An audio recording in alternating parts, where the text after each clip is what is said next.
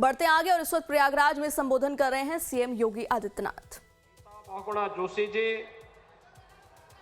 हमारे सभी माननीय विधायकगण श्री दीपक पटेल जी, पीयूष रंजन निषाद जी, गुरु प्रसाद मौर्य जी, हर्षवर्धन वाजपेयी जी, पूर्व सांसद विनोद सोनकर जी,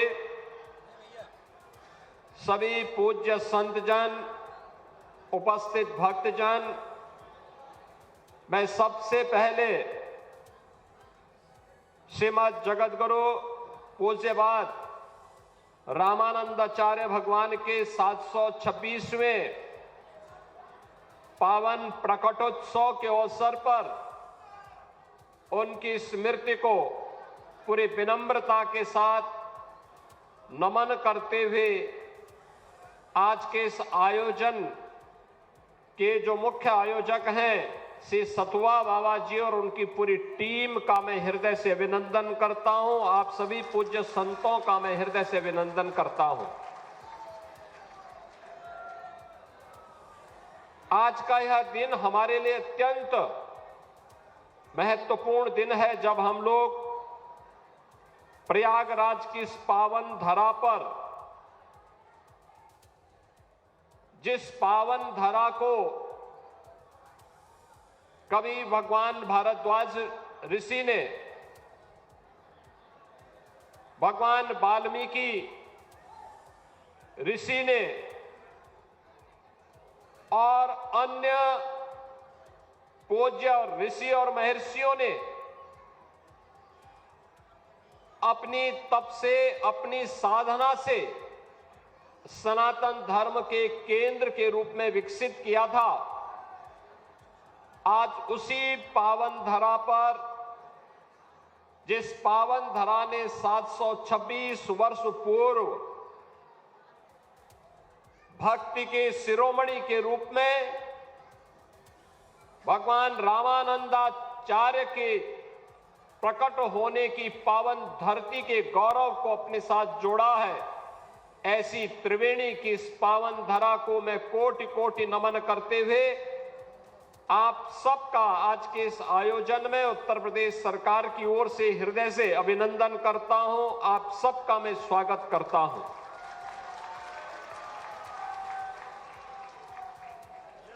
हमारा यह प्रयागराज की पावन धरा भगवान बेणी माधव की अपार कृपा,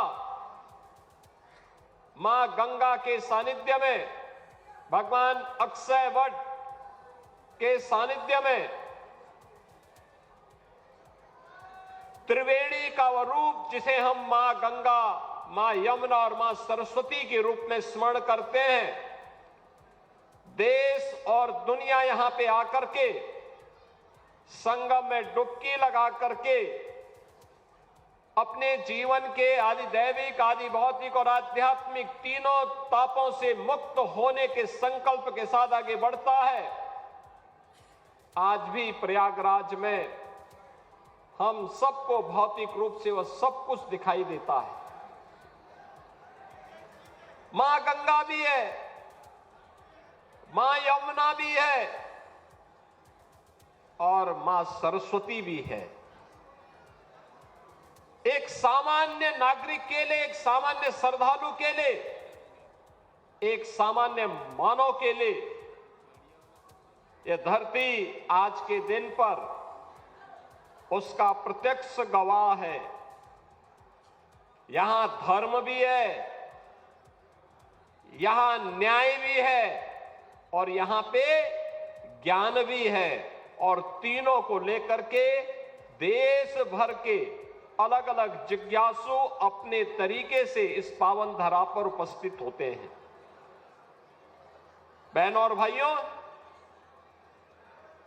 जगतगुरु रामानंदाचार्य जी ने, याद करिए, कोई अचानक महान नहीं बन जाता है।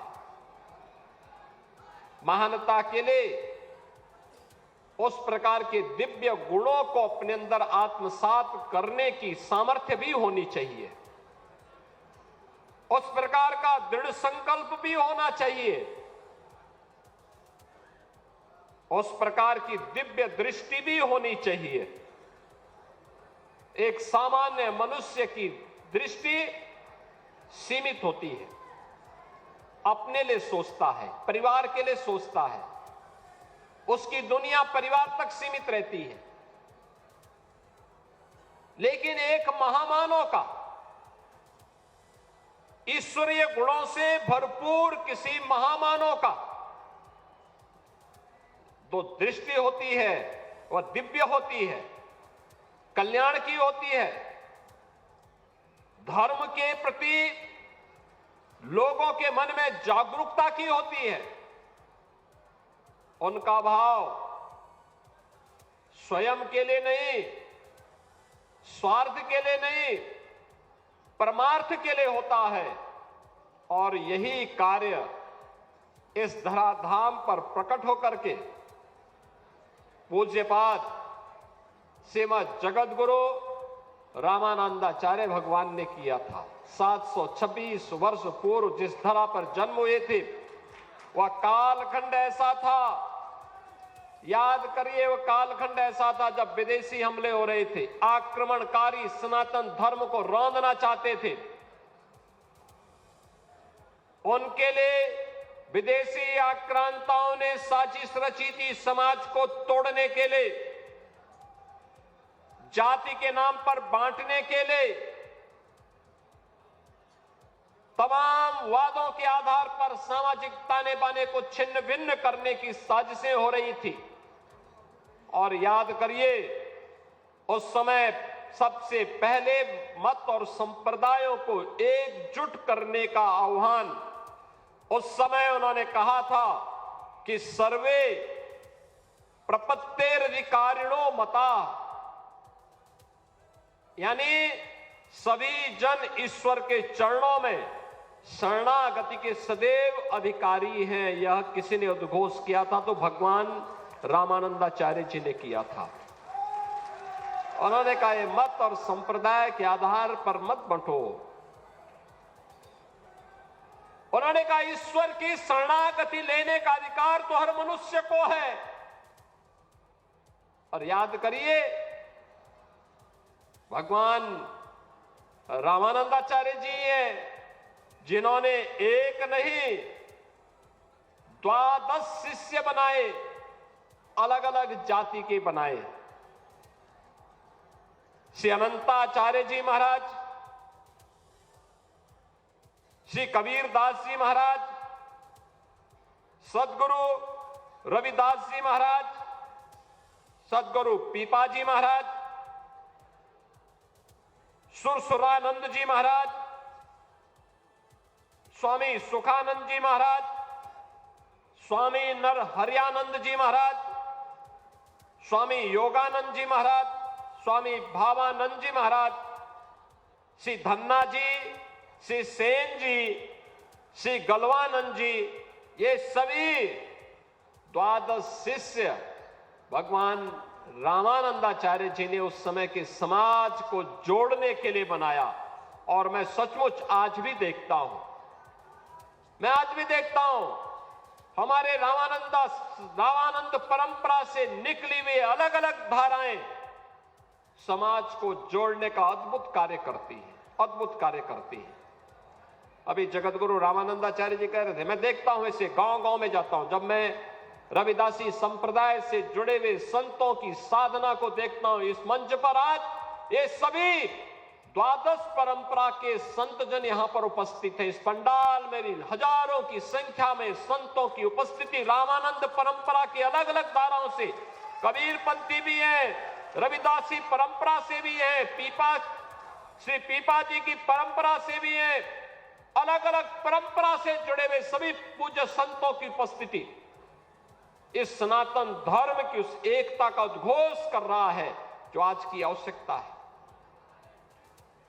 मैं गांव में देखता हूं, रविदासी परंपरा से जुड़ा हुआ हमारा संत कितने सात्विक भाव से कुटिया बना करके केवल और केवल कंठी धारण करने के साथ ही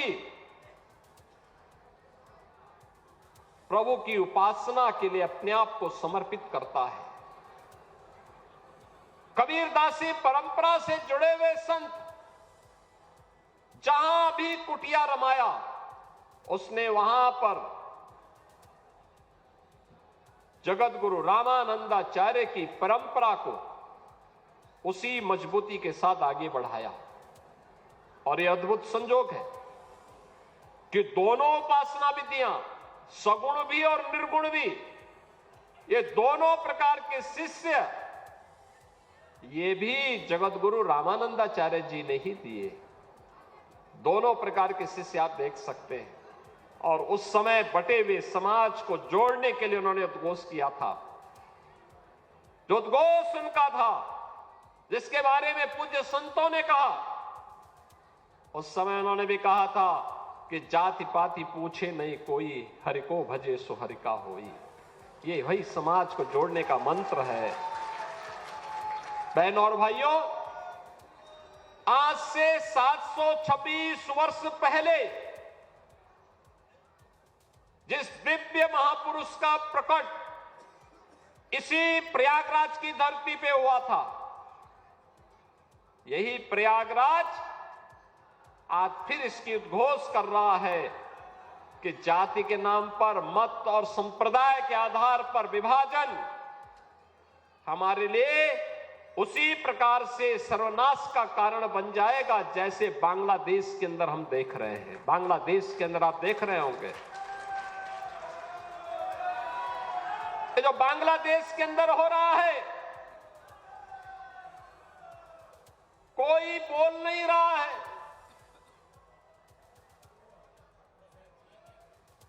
सेकुलरिज्म के नाम पर ठेका लेकर के चलने वाले वे लोग जिनकी दुकानें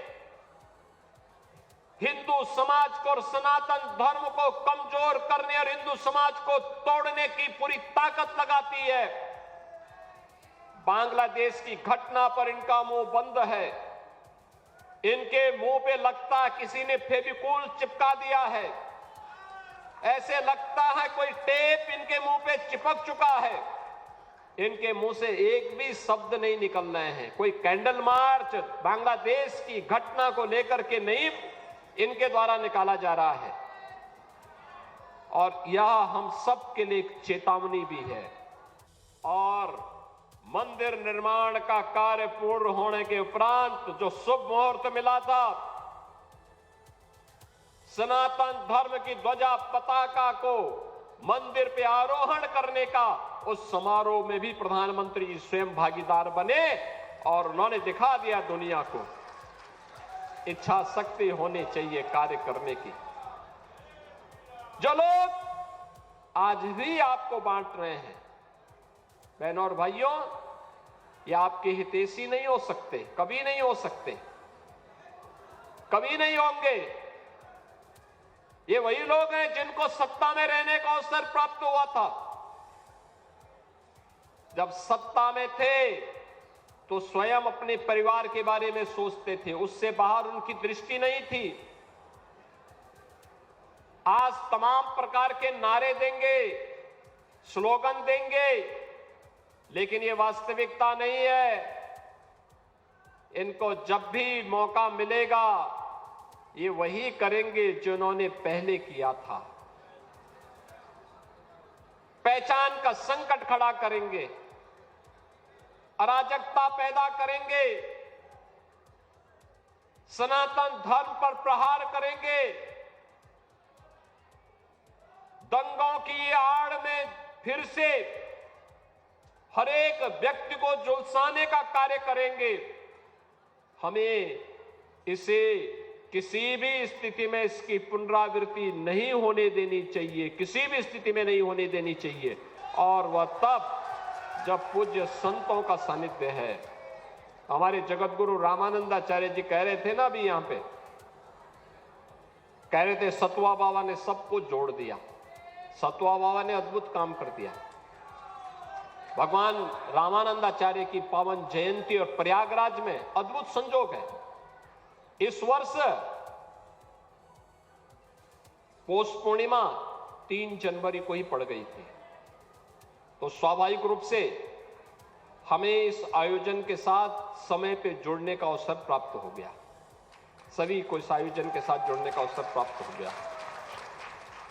सभी लोग यहां आ गए और हमने सतुआ बाबा से भी कह रखा है, जगतगुरु रामानंदाचार्य जी से भी कह रखा है, सबको हमने कहा भी दारागंज में बातचीत करिए और उस परिवार जहां पे जिस परिवार में या जिस स्थल पर जगत गुरु रामानंदाचार्य जी का प्रकट हुआ था, जहां वो प्रकट वहां पे उस भूमि पर उनका स्मारक और उनका मंदिर बने, सरकार उसमें सहयोग करेगी। एक बार बातचीत करनी चाहिए।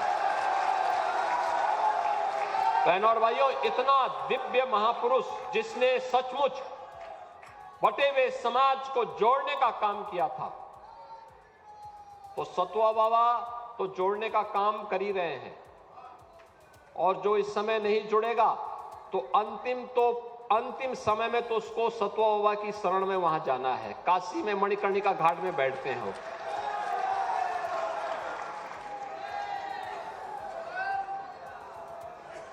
और इसीलिए आज के इस अवसर पर मैं जगत गुरु पूज्यपाद रामानंदाचार्य जी महाराज, जिनके 726वें इस पावन प्रकट उत्सव में हम सबको शामिल होने का अवसर प्राप्त हुआ है, हम सब उनकी प्रेरणा को अपने जीवन का मंत्र बनाएं।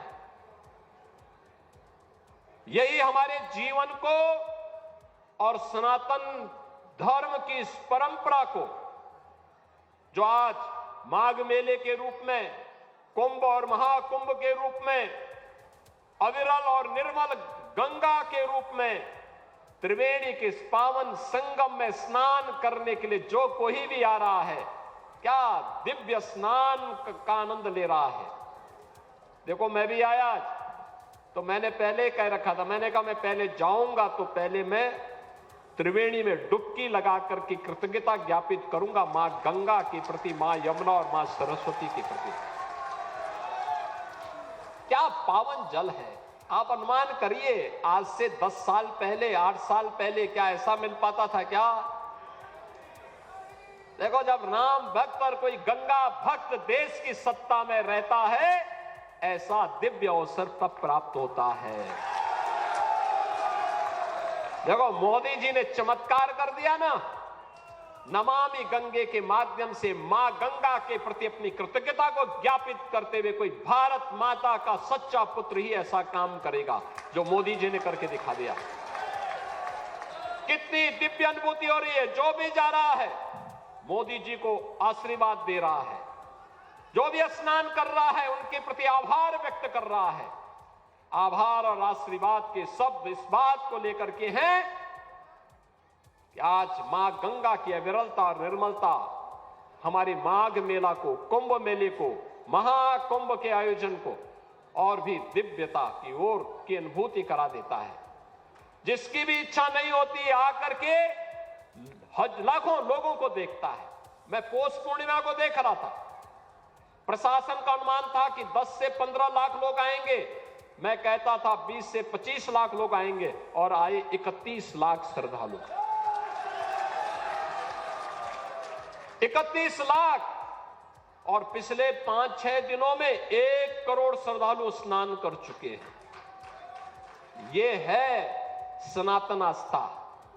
इस सनातन आस्था को मजबूती प्रदान करने के लिए डबल इंजन की सरकार सदैव आपके साथ में है, आपके साथ खड़ी है। आप सबका दायित्व बनता है, हम सबका दायित्व बनता है ये बांटने वाले लोगों को, तोड़ने वाले लोगों को हम कभी पनपने न दें, पनपने न दें। ये कमजोर करने वाले लोगों को किसी भी स्थिति में हमें आगे नहीं बढ़ने देना है। अगर हम सब इस संकल्प के साथ आगे बढ़ेंगे तो आने वाला समय सनातन धर्म का ही है। दुनिया के अंदर सनातन का झंडा जैसे श्री राम जन्मभूमि पर पूरी भव्यता और दिव्यता के साथ फहराया जा रहा है, ऐसे ही पूरी दुनिया के अंदर सनातन का झंडा अपने आप गूंजता हुआ दिखाई देगा। तब कोई बांग्लादेश में किसी निरीह हिंदू को, कमजोर और दलित हिंदू को काटने का दुस्साहस नहीं कर पाएगा।